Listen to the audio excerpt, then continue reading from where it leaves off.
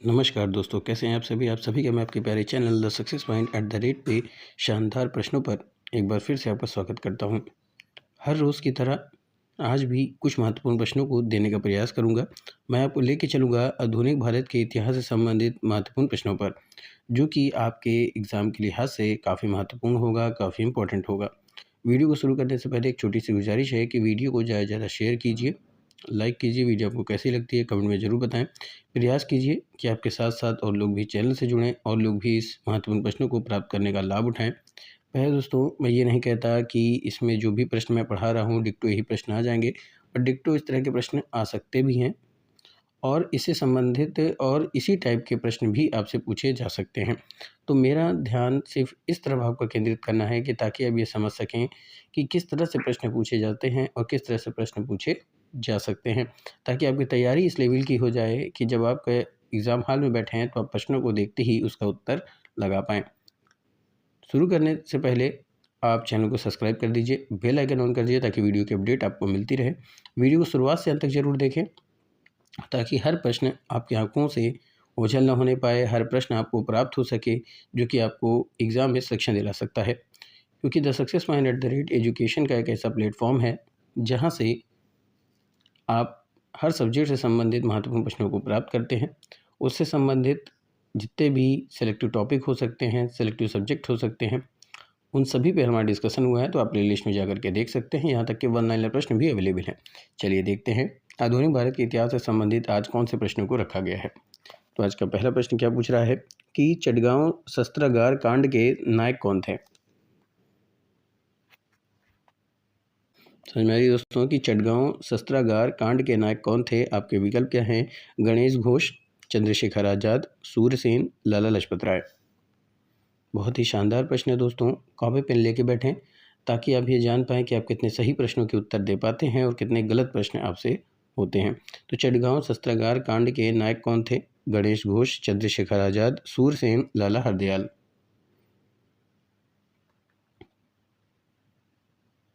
तो दोस्तों, चटगांव शस्त्रागार कांड के जो नायक थे वो थे सूरसेन। कौन थे दोस्तों? चटगांव शस्त्रागार कांड के जो नायक थे वो थे सूर्यसेन। तो आपका सी विकल्प सही हो जाएगा। C is the right answer for this question. और ये प्रश्न क्या हो जाएगा आपके लिए? इंपॉर्टेंट हो जाएगा। अगला प्रश्न क्या है कि ब्रिटिश राज के सिद्धांत विरुद्ध, जो ब्रिटिश शासन था उसके विरुद्ध आंदोलन के लिए नौजवान भारत सभा की स्थापना किसने की थी? विकल्प है चंद्रशेखर आज़ाद, सूर्यसेन, भगत सिंह, विनायक दामोदर सावरकर। प्रश्नों को देखिए, बहुत ही आसान प्रश्न है। विकल्पों के आधार पर उत्तर देने का प्रयास कीजिए कि ब्रिटिश जो राज था, जो ब्रिटिश शासन था, उसके विरुद्ध आंदोलन के लिए नौजवान भारत सभा की स्थापना किसने की थी? विकल्प क्या है? चंद्रशेखर आज़ाद, सूरसेन, भगत सिंह, विनायक दामोदर सावरकर।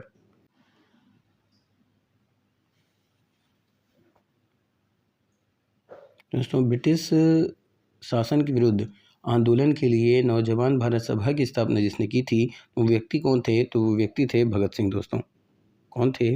भगत सिंह। तो आपका विकल्प क्या हो जाएगा? सी विकल्प आपका सही हो जाएगा।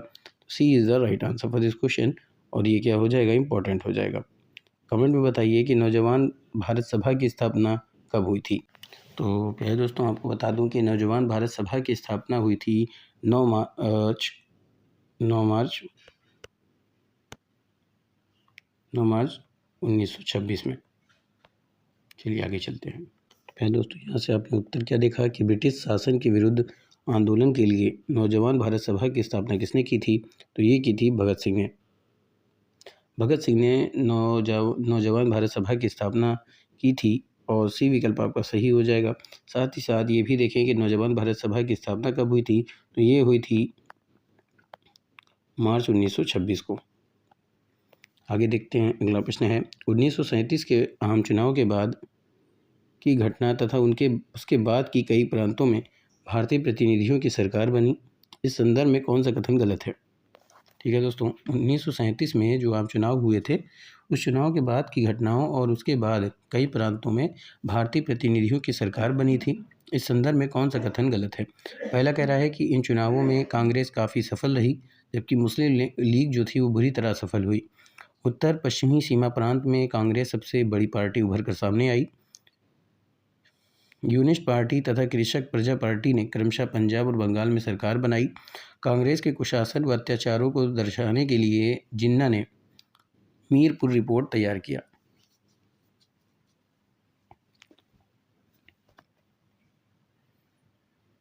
तो 1937 के आम चुनाव के बाद की घटनाओं तथा उसके बाद कई प्रांतों में भारतीय प्रतिनिधियों की जो सरकार बनी, उसके संदर्भ में अगर देखा जाए कि कौन सी बात गलत है, तो प्यारे दोस्तों वो डी विकल्प है कि कांग्रेस के कुशासन व अत्याचारों को दर्शाने के लिए जिन्ना ने मीरपुर रिपोर्ट तैयार किया था, तो ये गलत है। तो आपका डी विकल्प क्या हो जाएगा, सही हो जाएगा इस प्रश्न के अकॉर्डिंग। तो D is the right answer for this question. अगला प्रश्न है दोस्तों कि निम्नलिखित में से किसका संबंध गवर्नर जनरल विलियम बेटिंग से था। समझ में आए दोस्तों, निम्नलिखित में से किसका संबंध गवर्नर जनरल विलियम बेटिंग या बेटिक कह लीजिए से था। पहला है रेगुलेशन 17, जन निर्देशन समिति, मैकाले का विवरण, आगरा प्रेसिडेंसी। तो आपको बताना है कूट के आधार पर कि कौन सा सही है। पहला सही है, केवल तीसरा सही है, पहला और तीसरा सही है, पहला दूसरा तीसरा चौथा सही है। प्रश्न बहुत ही अच्छा है कि निम्नलिखित में से किसका संबंध है गवर्नर जनरल विलियम बेटिक से। ठीक है, विलियम बेटिक से किसका संबंध है। रेगुलेशन 17, जन निर्देशन समिति, मैकाले का विवरण, आगरा प्रेसिडेंसी। तो इसका सही उत्तर क्या होगा दोस्तों। तो दोस्तों रेगुलेशन 17 का संबंध गवर्नर जनरल विलियम बेटिक से नहीं है, ये गलत हो जाएगा। जन निर्देशन समिति, एक बार पहले दोस्तों आपको बता दूं कि जो रेगुलेशन 17 है इसका संबंध विलियम बेटिक से है, पर जन निर्देशन समिति का संबंध जो है ये नहीं है। मैकाले का विवरण ये संबंधित है। आगरा प्रेसिडेंसी का संबंध विलियम बेटिक से नहीं है। यानी संबंध कौन कौन सा है, रेगुलेशन 17 और मैकाले का विवरण। तो ये विकल्प आपके सी में दे रहा है, तो C is the right answer for this question. तो सी आपका सही हो जाएगा और ये आपके लिए इम्पोर्टेंट हो जाएगा। चलते हैं अगले प्रश्न की तरफ। अगला प्रश्न क्या है दोस्तों, इनमें से किन व्यक्तियों की विचारधारा समान थी। पहला कह रहा है कि गोपाल कृष्ण गोखले और बाल गंगाधर तिलक की। बाल गंगाधर तिलक और दादाभाई नौरोजी की विचारधारा एक जैसी थी। चित्तरंजन दास और मोतीलाल नेहरू की विचारधारा एक जैसी थी।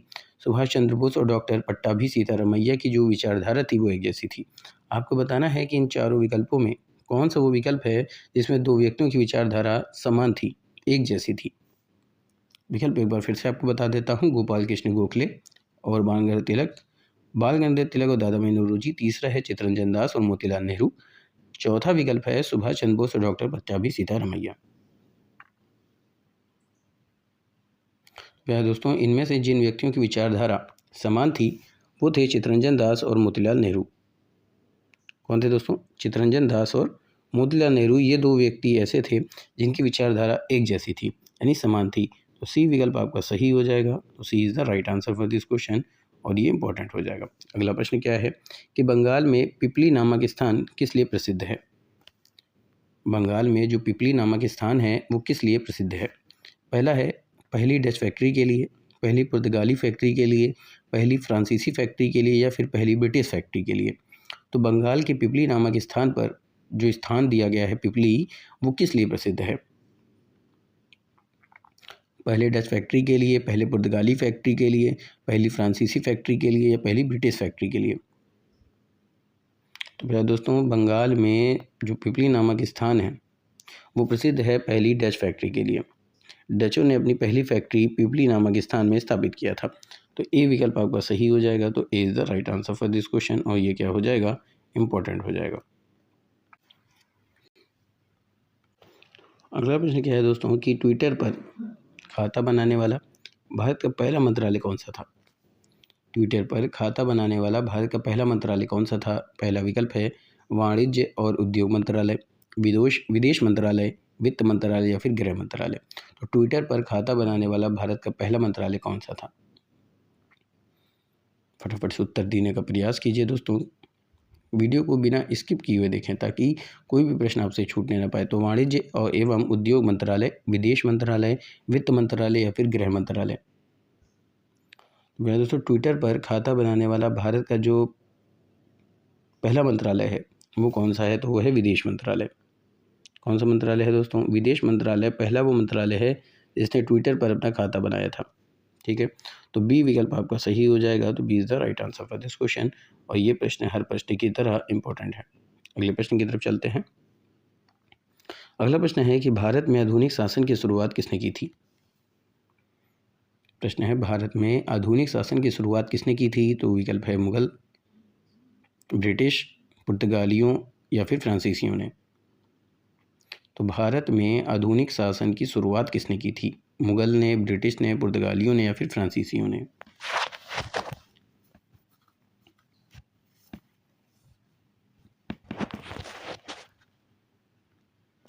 दोस्तों भारत में आधुनिक शासन की शुरुआत जिसने की थी वो थे ब्रिटिश। कौन थे दोस्तों, ब्रिटिश। भारत में आधुनिक शासन की शुरुआत करने वाले ब्रिटिश शासन थी, ठीक है, जिसने आधुनिक शासन की शुरुआत की थी। ब्रिटिश ऐसे थे जिन्होंने आधुनिक शासन की शुरुआत की थी। तो बी विकल्प सही हो जाएगा। तो B is the right answer for this question. और ये क्या हो जाएगा, इंपॉर्टेंट हो जाएगा। चलते हैं अगले प्रश्न की तरफ। अगला प्रश्न है दोस्तों, इनमें से किस समय काल में भारत रत्न बंद कर दिया गया था। ठीक है, किस समय काल में भारत रत्न पुरस्कार जो था वो बंद किया गया था। विकल्प है 1958 से 61 के बीच, 1963 से 66 के बीच, 1977 से 1980 के बीच और 1997 से 2005 के बीच। तो इनमें से कौन सा वो समय काल है जिसमें भारत रत्न पुरस्कार बंद किया गया था।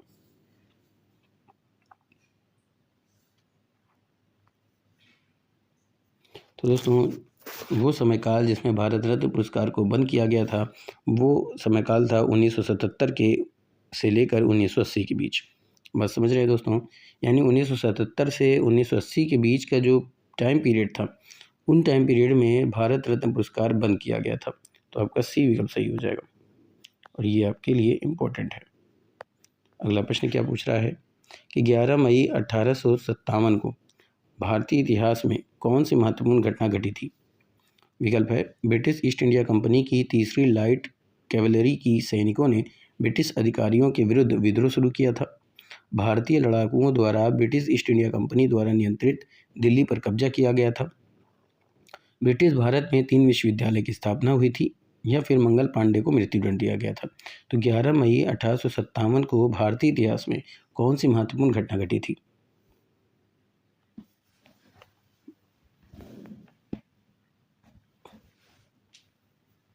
तो मैं दोस्तों आपको बता दूं कि 11 मई 1857 को भारतीय इतिहास में जो महत्वपूर्ण घटना घटी थी वो महत्वपूर्ण घटना थी कि ब्रिटिश भारत में 3 विश्वविद्यालय की स्थापना।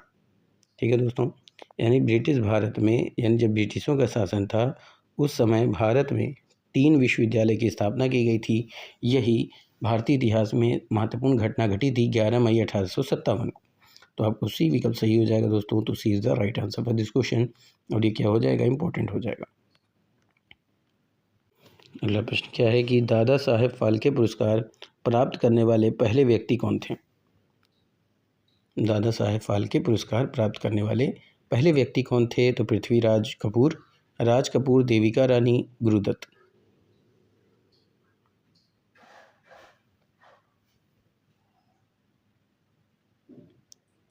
दादा साहेब फाल्के पुरस्कार प्राप्त करने वाले पहले व्यक्ति कौन थे। पृथ्वीराज कपूर, राज कपूर, देविका रानी, गुरुदत्त।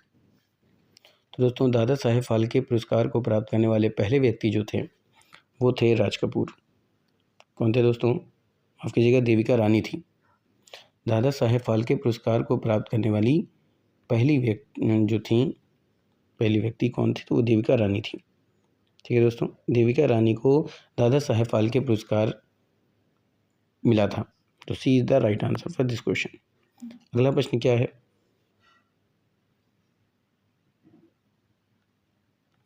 दोस्तों, यहाँ पे प्रश्न था कि 11 मई 1857 को भारतीय इतिहास में कौन सी महत्वपूर्ण घटना घटी थी। तो भैया दोस्तों ये ब्रिटिश भारत में 3 विश्वविद्यालय की स्थापना हुई थी, ये गलत है। ठीक है, जो घटना घटी थी वो थी भारतीय लड़ाकुओं की, कि भारतीय लड़ाकुओं द्वारा ब्रिटिश ईस्ट इंडिया कंपनी द्वारा नियंत्रित दिल्ली पर कब्जा कर लिया गया था। ये हुआ था 11 मई 1857 को। ठीक है दोस्तों, माफ़ कीजिएगा, मैंने आपको गलत उत्तर दे दिया। तो 11 मई 1857 को भारतीय इतिहास में कौन सी घटना घटी थी? तो 11 मई 1857 को जो भारतीय इतिहास में घटना घटी थी वो थी भारतीय लड़ाकुओं द्वारा ब्रिटिश ईस्ट इंडिया कंपनी द्वारा नियंत्रित दिल्ली पर कब्जा किया जाना। तो यानी आपका बी विकल्प सही हो जाएगा, ना कि सी विकल्प। सी कर लीजिएगा। तो B is the right answer for this question, और ये क्या हो जाएगा? इंपॉर्टेंट हो जाएगा। अगला प्रश्न है, दादा साहेब फाल्के पुरस्कार प्राप्त करने वाले पहले व्यक्ति कौन थे? तो ये थी देविका रानी। देविका रानी वो पहली व्यक्ति थी जिन्हें दादा साहेब फाल्के पुरस्कार मिला था। तो C is the right answer for this question, और ये क्या हो जाएगा? इंपॉर्टेंट हो जाएगा। अगले प्रश्न की तरफ चलते हैं। अगला प्रश्न है कि कांग्रेस की स्थापना 1885 में किस वायसराय के कार्यकाल में हुई थी? तो आपके विकल्प हैं Lord Canning, Lord Dufferin, Lord Curzon, Lord Bentinck. Congress की स्थापना 1885 में किस वायसराय के कार्यकाल में हुई थी? आपके विकल्प हैं Lord Canning, Lord Dufferin, Lord Curzon, Lord betting.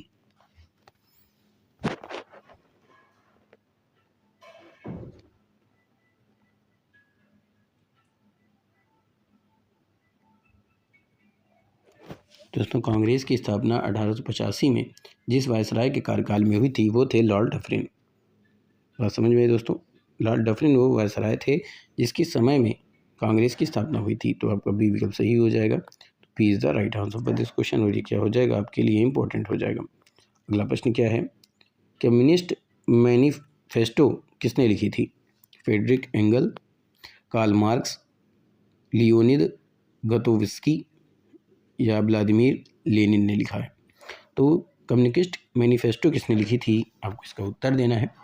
विकल्प आपके सामने हैं Friedrich Engels, Karl Marx, Leonid Gatovsky, Vladimir Lenin.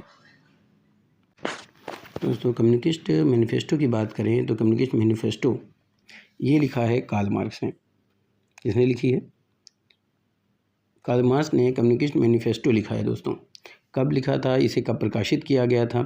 तो फिलहाल तो यहाँ पे आपका बी उत्तर सही हो जाएगा। तो B is the right answer for this question, और ये क्या हो जाएगा? इंपॉर्टेंट हो जाएगा। और अगर बात करें कि कम्युनिस्ट मैनिफेस्टो जो है वो कब प्रकाशित हुई थी, तो ये प्रकाशित हुई थी प्यारे दोस्तों 1848 में। 1848 में प्रकाशित होने वाली कम्युनिस्ट मैनिफेस्टो सबसे बड़ी पुस्तक मानी जाती है। आगे चलते हैं। यह कह लीजिए दोस्तों कि उस टाइम की सबसे प्रसिद्ध पुस्तक मानी जाती है। अगला प्रश्न है, भारत के साथ व्यापारिक संबंध सबसे पहले किस देश ने स्थापित किया था? आपके विकल्प हैं पुर्तगालियों ने, डच ने, फ्रांसीसियों ने या फिर अंग्रेजों ने। तो भारत के साथ व्यापारिक संबंध सबसे पहले किस देश ने स्थापित किया था? तो आपको बता दूं कि भारत के साथ व्यापारिक संबंध को स्थापित करने वाले, या कह लीजिए भारत के साथ व्यापारिक संबंध को स्थापित करने वाला पहला देश कौन सा था? तो पहला देश था पुर्तगाली। कौन सा देश था दोस्तों? पुर्तगाली। तो यानी कि पुर्तगालियों ने भारत के साथ सबसे पहले व्यापारी स्थापित किया था। तो आपका ए विकल्प सही हो जाएगा। तो A is the right answer for this question, और ये क्या हो जाएगा? इंपॉर्टेंट हो जाएगा। अगला प्रश्न क्या है? अविभाजित भारत के लिए चुनी गई कैबिनेट असेंबली की पहली बैठक कब हुई थी? समझ रहे हैं? अविभाजित भारत के लिए चुनी गई कैबिनेट असेंबली की पहली बैठक कब हुई थी? 3 जून 1946 को, 6 जून 1946 को, 9 जून 1946 को, 12 जून 1946 को। तो अविभाजित भारत के लिए चुनी गई कैबिनेट असेंबली की पहली बैठक कब हुई थी? विकल्प एक बार फिर से बता देता हूँ। 3 जून 1946 को, 6 जून 1946 को, 9 जून 1946 को, 12 जून 1946 को। तो प्यारे दोस्तों, अविभाजित भारत के लिए चुनी गई कैबिनेट असेंबली की पहली बैठक जो हुई थी वो हुई थी 9 जून 1946 को। कब हुई थी दोस्तों? 9 जून 1946 को हुई थी। तो आपका सी विकल्प सही हो जाएगा। तो C is the right answer for this question, और ये क्या हो जाएगा? इंपॉर्टेंट हो जाएगा। चलते हैं अगले प्रश्न की तरफ। अगला प्रश्न है दोस्तों कि मदन मोहन मालवीय ने निम्नलिखित में से किन संगठनों की स्थापना की थी? पहला है बनारस हिंदू विश्वविद्यालय, प्रज्ञा हिंदू समाज, हिंदू महासभा, भारत धर्म महामंडल। बस समझने का प्रयास कीजिएगा कि मदन मोहन मालवीय ने निम्नलिखित में से किन संगठनों की स्थापना की थी? बनारस हिंदू विश्वविद्यालय, प्रज्ञा हिंदू समाज, हिंदू महासभा, भारत धर्म महामंडल।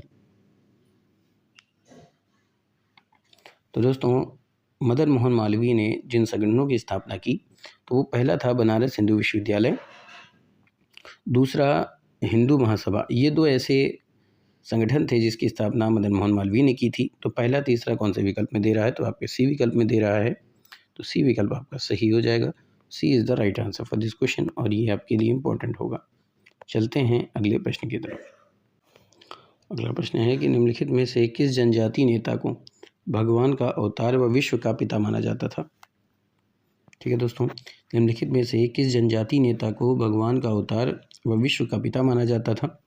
विकल्प है नानक भील, जगिया भगत, बिरसा मुंडा, सिद्धू संथा। निम्नलिखित में से किस जनजाति नेता को भगवान का अवतार व विश्व का पिता माना जाता था। नानक भील, जगिया भगत, बिरसा मुंडा, सिद्धू संथा। तो दोस्तों, बिरसा मुंडा वो व्यक्ति थे जिन्हें जनजाति नेता का या कह लीजिए कि भगवान का अवतार व विश्व का पिता माना जाता था। ये जनजाति नेता थे बिरसा मुंडा और जिनको भगवान का अवतार व विश्व का पिता माना जाता था तो वो थे बिरसा मुंडा। कई तरह से प्रश्न आपसे पूछा जा सकता है, तो विकल्प है सी। तो C is the right answer for this question और ये आपके लिए क्या हो जाएगा, इंपॉर्टेंट हो जाएगा। अगला प्रश्न क्या है, मानवता के लिए एक धर्म, एक जाति और एक ईश्वर का सिद्धांत किसने दिया था। मानवता के लिए एक धर्म, एक जाति और एक ईश्वर का सिद्धांत किसने दिया था। विकल्प है ज्योतिबा फूले, विवेकानंद, श्री नारायण गुरु, डॉक्टर भीमराव अंबेडकर। तो मानवता के लिए एक धर्म, एक जाति और एक ईश्वर का सिद्धांत किसने दिया था। तो ये सिद्धांत देने वाले व्यक्ति थे श्री नारायण गुरु। कौन थे दोस्तों, श्री नारायण गुरु वो व्यक्ति थे जिन्होंने मानवता के लिए एक धर्म, एक जाति और एक ईश्वर का सिद्धांत दिया था। तो सी विकल्प सही हो जाएगा। तो C is the right answer for this question और ये क्या हो जाएगा, इंपॉर्टेंट हो जाएगा। चलते हैं अगले प्रश्न की तरफ। ये रहा दोस्तों अगला प्रश्न, राष्ट्रीय स्वयंसेवक संघ में संघ चालक कौन होता था। ठीक है, राष्ट्रीय स्वयंसेवक संघ में संघ चालक कौन होता है। RSS अध्यक्ष, RSS प्रांत अध्यक्ष, RSS क्षेत्रीय अध्यक्ष, इनमें से कोई नहीं। राष्ट्रीय स्वयंसेवक संघ में संघ चालक कौन होता है। विकल्प है RSS अध्यक्ष, RSS प्रांत अध्यक्ष, RSS क्षेत्रीय अध्यक्ष या इनमें से कोई नहीं। तो दोस्तों, राष्ट्रीय स्वयंसेवक संघ में संघ चालक कौन होता है, तो वो हो जाएगा इनमें से कोई नहीं, क्योंकि प्राध्यक्ष होता है या प्रबंधक कह लीजिए। ठीक है, राष्ट्रीय स्वयंसेवक संघ में संघ चालक कौन होता है, तो अध्यक्ष नहीं होता, प्रांत अध्यक्ष नहीं होता, क्षेत्रीय अध्यक्ष नहीं होता। तो इसलिए तीनों विकल्प क्या हो जाएंगे, गलत हो जाएंगे। तो आपका डी विकल्प सही हो जाएगा। तो D is the right answer for this question और ये क्या हो जाएगा, इंपॉर्टेंट हो जाएगा। अगला प्रश्न क्या है, अकबर से गुजरात में व्यापार के लिए फरमान प्राप्त करने के प्रयास किस अंग्रेज व्यक्ति ने किया था। ठीक है, अकबर से गुजरात में व्यापार के लिए फरमान प्राप्त करने के जो प्रयास किया था वो किस अंग्रेज व्यक्ति ने किया था। विकल्प है Ralph Fitch, John Mildenhall, sir Thomas Roe, Thomas Stephens. तो पहले दोस्तों, जॉन मिल्डनहाल वो पहले व्यक्ति हैं जिन्होंने अकबर से गुजरात में व्यापार के लिए फरमान प्राप्त किया था। तो आपका जॉन मिल्डनहाल हो जाएगा। तो आपका बी विकल्प सही हो जाएगा। तो B is the right answer for this question और ये क्या हो जाएगा, इंपॉर्टेंट हो जाएगा। चलते हैं अगले प्रश्न की तरफ। अगला प्रश्न क्या है दोस्तों कि नाना साहब ने 1857 के विद्रोह का नेतृत्व किस स्थान से किया था। विकल्प है ग्वालियर, मेरठ, कानपुर, लखनऊ। नाना साहब ने 1857 के विद्रोह का नेतृत्व किस स्थान से किया था। ग्वालियर, मेरठ, कानपुर, लखनऊ। तो नाना साहब ने 1857 के विद्रोह का नेतृत्व जिस स्थान से किया था वो है कानपुर। ठीक है दोस्तों, याद रखिएगा, नाना साहब ने 1857 के विद्रोह का नेतृत्व कहाँ से किया था, तो कानपुर से किया था। तो आपका सी विकल्प सही हो जाएगा। C is the right answer for this question. अगला प्रश्न क्या है, ऑपरेशन ट्रोजन हॉर्स का संबंध निम्नलिखित में से किस स्वतंत्रता सेनानी की शहादत से है। ठीक है दोस्तों, ऑपरेशन ट्रोजन हॉर्स का संबंध निम्नलिखित में से किस स्वतंत्रता सेनानी की शहादत से है। पहला है भगत सिंह, राजगुरु सुखदेव, चंद्रशेखर आज़ाद, खुदीराम बोस और Madan Lal Dhingra. Operation Trojan horse का संबंध किस स्वतंत्रता सेनानी की शहादत से है। तो दोस्तों, भगत सिंह, राजगुरु, सुखदेव ये तीनों ही स्वतंत्रता सेनानी ऐसे हैं कि जिनकी शहादत वो ऑपरेशन ट्रोजन हॉर्स के नाम से जाना जाता है। ठीक है दोस्तों, ऑपरेशन ट्रोजन हॉर्स का संबंध किससे है? भगत सिंह, राजगुरु, सुखदेव स्वतंत्रता सेनानी की शहादत से है। तो आपका ए विकल्प सही हो जाएगा। तो A is the right answer for this question और ये क्या हो जाएगा? इम्पोर्टेंट हो जाएगा। अगला प्रश्न है कि ब्रिटिश शासन में ड्यूक ज्ञापन निम्नलिखित में से किसका आधार बना था? नेहरू रिपोर्ट, मोंटेग्यू चेम्सफोर्ड सुधार, भारतीय परिषद अधिनियम 1909, भारत सरकार अधिनियम 1935। तो ब्रिटिश शासन में ड्यूक ज्ञापन निम्नलिखित में से जिसका आधार बना था वो था दोस्तों मोंटेग्यू चेम्सफोर्ड सुधार। मोंटेग्यू चेम्सफोर्ड सुधार। तो आपका बी विकल्प सही हो जाएगा। तो B is the right answer for this question और ये क्या हो जाएगा? इंपॉर्टेंट हो जाएगा। अगला प्रश्न क्या है? पानीपत की तीसरी लड़ाई के परिणाम क्या थे?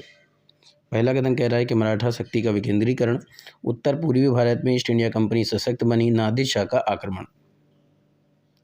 बस समझिए दोस्तों कि पानीपत की तीसरी लड़ाई के परिणाम क्या थे। कह रहा है कि मराठा शक्ति का विकेंद्रीकरण, उत्तर पूर्वी भारत में ईस्ट इंडिया कंपनी सशक्त बनी, नादिर शाह का आक्रमण। इसमें कौन सा कथन सही है? पहला सही है, पहला दूसरा सही है, पहला तीसरा सही है या फिर तीनों सही? आइए देखते हैं। तो मराठा शक्ति का विकेंद्रीकरण ये सही है। उत्तर पूर्वी भारत में ईस्ट इंडिया कंपनी सशक्त बनी तो ये गलत है। नादिर शाह का आक्रमण, ये पानीपत की तीसरी लड़ाई का परिणाम तो ये गलत हो जाएगा। केवल पहला सही है और पहला ए विकल्प दे रहा है तो ए विकल्प आपका सही हो जाएगा। तो A is the right answer for this question और ये क्या हो जाएगा? इंपॉर्टेंट हो जाएगा। चलते हैं अगले प्रश्न की तरफ। अगला प्रश्न क्या है दोस्तों कि अटल बिहारी वाजपेयी के संदर्भ में कौन सा कथन सही नहीं है? विकल्प है वे भारतीय जनसंघ के संस्थापकों में से एक हैं, वे डॉक्टर श्यामा प्रसाद मुखर्जी के राजनीतिक सचिव रहे हैं, वे संयुक्त राष्ट्र महासभा में हिंदी में भाषण देने वाले पहले व्यक्ति थे। ये उपरोक्त सभी सही है। तो अटल बिहारी वाजपेयी के संदर्भ में कौन सा कथन जो है वो सही नहीं है? तो दोस्तों वे भारतीय जनसंघ के संस्थापकों में से एक हैं तो ये गलत हो जाएगा। वे डॉक्टर श्यामा प्रसाद मुखर्जी के राजनीतिक सचिव रहे हैं, बिल्कुल सही है। वे संयुक्त राष्ट्र महासभा में हिंदी में भाषण देने वाले पहले व्यक्ति थे तो ये सही। तो विकल्प कौन सा गलत है? ए विकल्प आपका गलत है। ये आपसे पूछ रहा है कि कौन सा कथन है जो गलत है। तो वे भारतीय जनसंघ के संस्थापकों में से एक है तो ये गलत है। तो ए विकल्प क्या हो जाएगा? सही हो जाएगा। A is the right answer for this question और ये प्रश्न महत्वपूर्ण होगा। ऐसे ही महत्वपूर्ण प्रश्नों को प्राप्त करने के लिए चैनल से बने रहिए। हमारी और आपकी मुलाकात एक बार फिर से होगी शानदार प्रश्नों पर, सेम चैनल पर, समान समय पर, या कह लीजिए सेम टाइम पर और सेम चैनल पर। हमारी और आपकी मुलाकात एक बार फिर से होगी शानदार महत्वपूर्ण प्रश्नों पर। हमारा डिस्कशन चलेगा जो कि आपको आपके लक्ष्य तक पहुंचाने में आपकी मदद करेगा। तो आज का सेशन यहीं पर समाप्त करते हैं। तब तक के लिए thank you, wish you all the best.